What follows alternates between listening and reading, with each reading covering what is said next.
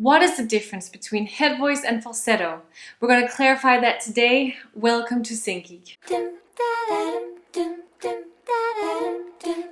Hello singing geeks, my name is Ronja Peterson and I'm here to geek out on your voice.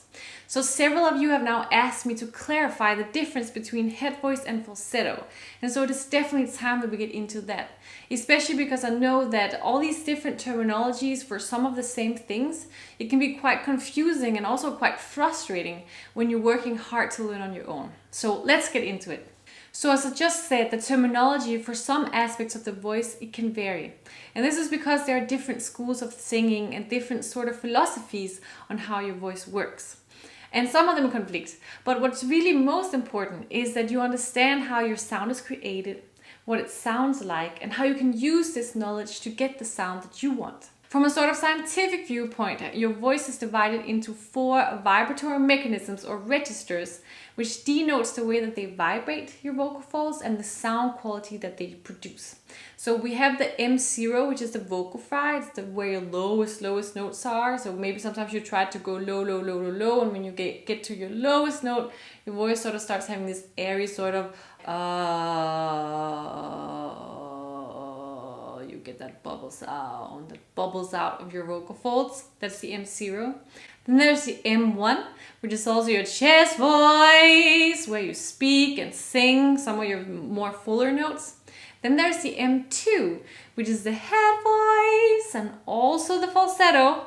And then there's the M3, which is that whistle register. You might have heard Mariah carry out some of those notes. If you're interested to hear more about each of these registers in detail, let me know in the comments below. But right now, we're going to focus on the M2 register, which is where you find your head voice and your falsetto. So what's the difference if they're both in the M2 register? In its simplest explanation, my experience is that many people refer to the M2 register in women as head voice and the M2 register in men as falsetto. Now, why might that be? I think it has something to do with the fact that the sound quality of the M2 register or the head voice in men is different than the M2 register sometimes is in women. And this is because the vocal folds in men are larger or longer. Their head voice sound, it tends to sound thinner than it does in women relative to their chest voice. And so the head voice in men can be more distinct. A band that really took advantage of this sound in their music was the Bee Gees. You might be familiar with their sound. But they really took advantage of this insisting sort of head voice sound that had this sort of thin sound to it. More like a woman. And a lot of people got to know head voice for men as that falsetto because they're like, oh, the Bee Gees, they sing in falsetto.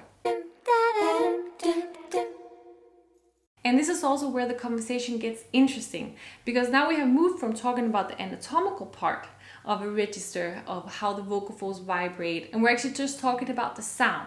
And what's interesting here is that some people, regardless if it's a man or if it's a woman that's singing, they call it falsetto when it has that thin, persistent sound. An example then is that head voice is very clean and connected, and then you have the falsetto sound. So we can talk about falsetto as a register in male voices, and then we can talk about falsetto as a head voice sound. Some people also denote the falsetto as a sort of breathy M2 sound or a breathy head voice sound. I'm singing very breathy. Some people, they hear that as the falsetto sound. So now again, we have both the falsetto, falsetto.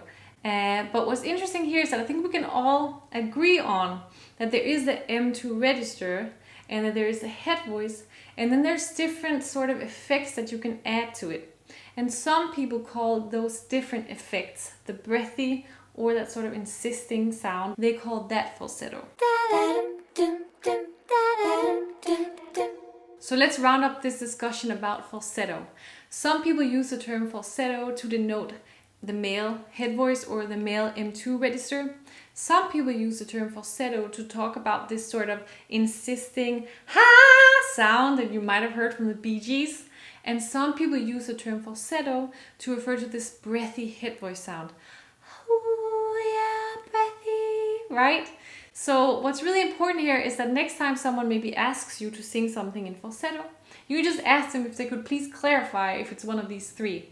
And that way you guys have good communication and you can sing in the way that people want you to and also the way that you want to sing. So now all there's left to say is just that I'm super excited every time I get to geek out with you guys. So just keep the questions coming. The more times you guys are asking the same questions from different people, I just get to make a video about it, and that's just so much fun. And lastly, if you haven't done it yet, I would just love for you to subscribe to this subscribe button right here so that you can join me next time where we're going to continue to geek out on your voice to create the sound that you want.